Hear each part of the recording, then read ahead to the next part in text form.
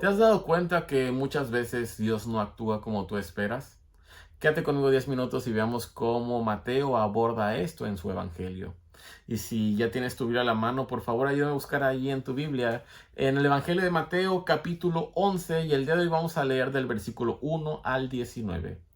Y la palabra de Dios dice así: Cuando Jesús terminó de dar instrucciones a sus 12 discípulos, se fue de allí a enseñar y a predicar a otros pueblos. Juan estaba en la cárcel y al enterarse de lo que Cristo estaba haciendo, envió a sus discípulos a que le preguntaran: ¿Eres tú el que ha de venir o debemos esperar a otro? Jesús respondió: Vayan y cuéntenle a Juan lo que están oyendo y viviendo. Los ciegos ven, los cojos andan, los que tienen alguna enfermedad en su piel son sanados. Los sordos oyen, los muertos resucitan y a los pobres se les anuncian las buenas noticias. Dichoso el que no tropieza por causa mía. Mientras iban los discípulos de Juan, Jesús comenzó a hablarle a la multitud acerca de Juan. ¿Qué salieron a ver al desierto? ¿Una caña sacudida por el viento? Sino, ¿qué salieron a ver? ¿A un hombre vestido con ropa fina? Claro que no, pues los que usan ropa de lujo están en los palacios de los reyes. Entonces, ¿qué salieron a ver? ¿A un profeta? Sí, y les digo, y más que a un profeta, este es de quien está escrito: Yo estoy por enviar a mi mensajero delante de ti, el cual preparará tu camino. Les aseguro que entre los mortales no se ha levantado nadie más grande que Juan el Bautista. Sin embargo, el más pequeño en el reino de los cielos es más grande que él. Desde los días de Juan el Bautista hasta ahora, el reino de los cielos ha venido avanzando contra viento y marea, y los que se esfuerzan logran aferrarse a él. Porque todos los profetas y la ley profetizaron hasta Juan. Y si quieren aceptar mi palabra, Juan es el Elías que había de venir. El que tenga oídos, que oiga. ¿Con qué puedo comparar esta generación? Se parece a los niños sentados en la plaza que gritan a los demás: Tocamos la flauta y ustedes no bailaron, cantamos por los muertos y ustedes no lloraron. Porque vino Juan, que no comía ni bebía, y ellos decían: tiene un demonio. Vino el Hijo del Hombre, que come y bebe, y dicen: Este es un glotón y un borracho, amigo de recaudadores de impuestos y de pecadores. Pero la sabiduría queda demostrada por sus hechos. ¿Sabes? Es muy interesante lo que estamos leyendo ahorita sobre Jesús y lo que pasaba con los discípulos de Juan y la perspectiva que incluso tenían los judíos del primer siglo de cómo debía ser el Cristo. Y tienen esta cosmovisión un poquito diferente de cómo era que Jesús o el Cristo, el Mesías, debiera comportarse. Pero esto no está muy alejado de nuestra realidad, porque, ¿sabes? El día de hoy, si tú hablaras con mucha gente, casi todos tienen una versión de cómo es que debiera de actuar Dios. Otros, los que se declaran ateos, dicen: si Dios existiera, Él tendría que hacer esto y esto y esto, y como no lo hace, por eso es que no creo en Él. ¿Sabes? Si Dios existiera, el dolor sanaría de inmediato. Si Dios existiera, las cosas injustas se resolverían rápido. Si Dios existiera, no hubiera corrupción, no hubiera hambruna, no hubiera maldad. El bien siempre ganaría de forma visible. Y sabes, el problema es que todos creemos que Dios se debe acoplar a como nosotros creemos que se debiera acoplar. Pero Mateo 11 nos muestra algo muy humano. Personas buenas y sinceras y fieles, como Juan el Bautista y sus discípulos, también llegan a tener dudas sobre Jesús. También llegan a tener decepción, de alguna manera, por así decirlo, de Dios y de cómo debiera actuar el Mesías. Y sabes, esto se queda con una pregunta que probablemente tú y yo no las hemos hecho. Si Dios existe, ¿por qué no hace algo al respecto sobre X tema? Sabes, déjame darte un contexto de lo que está pasando en este pasaje. Juan el Bautista está en prisión. El mismo Juan que anunció a Jesús, que lo presentó como el Mesías, que lo defendió públicamente, ahora está encerrado esperando morir. Y desde la cárcel manda a preguntar: ¿eres tú el que había de venir o esperamos a otro? Y esto es brutalmente honesto, ¿sabes? Porque el profeta que preparó el camino para el Mesías, como dice la palabra, ahora está dudando. Y sabes, ese es el primer punto que te quiero dar. La fe también duda.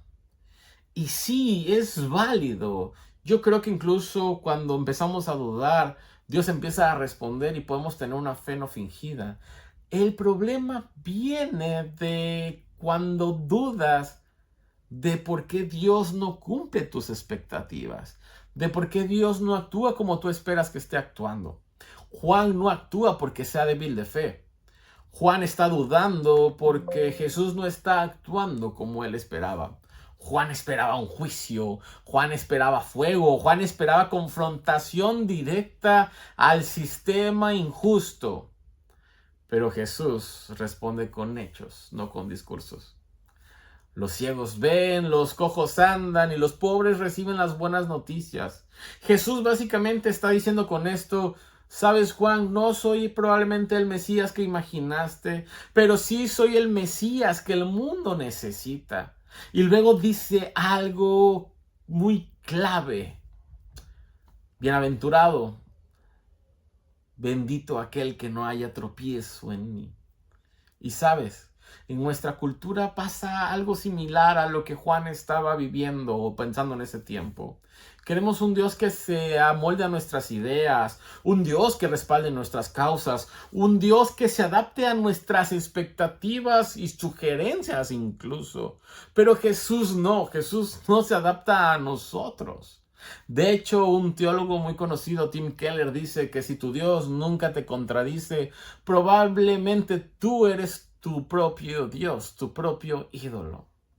Y el punto número 2, y con eso termino el día de hoy, es que, sabes, Jesús no busca tu aprobación, Jesús busca tu transformación. Jesús habla de Juan y luego de la generación de Juan. Y mientras unos dicen, Juan es demasiado radical, otros de los mismos dicen, Jesús es demasiado relajado. Y esto pareciera algo actual porque nada nos gusta. Nada nos gusta. A todo le encontramos peros. Juan no encaja, Jesús no encaja, a pesar de que ellos cumplieron profecías bíblicas del Antiguo Testamento. Pero, ¿por qué? ¿Por qué es que ellos dos no encajan? Porque ambos confrontaron estilos de vida, no solamente ideas. Y luego Jesús dice, la sabiduría se justifica o la podemos ver por sus obras. O sea, sabes, la verdad no es probada porque tú la aceptes o no es probada porque tenga popularidad. La verdad es probada y medida por la transformación real que ésta provoca. Sabes, mientras nuestra cultura mide todo por imagen, reputación, validación social, Jesús mide todo por su fruto. Por sus frutos los conocerán.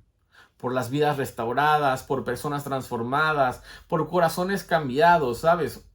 La verdad bíblica no se adapta a la cultura. La verdad bíblica la sana y la confronta. Termino con esto. Juan dudó. La gente criticó, pero Jesús nunca cambió su identidad para agradarles. Y esto nos deja una pregunta seria y directa. ¿Quieres un Dios que te haga sentir cómodo o quieres un Dios que te diga la verdad? Y lo vuelvo a preguntar. ¿Qué es lo que tú buscas en Dios? ¿Buscas un Dios que te haga sentir cómodo o buscas un Dios que te diga la verdad? Amado Padre Celestial, te damos muchas gracias por tu palabra. Gracias porque tú nos confrontas a través de ella. Y gracias porque tú nos dices que no te vas a adaptar a lo que nosotros queremos. Tú eres Dios, Señor. Tú eres Dios, Padre. Gracias por tu palabra, Señor, y gracias porque nos confrontas y nos transformas a través de ella. Y nosotros tenemos que ser transformados a tu imagen, Señor. No tú a lo que nosotros queremos.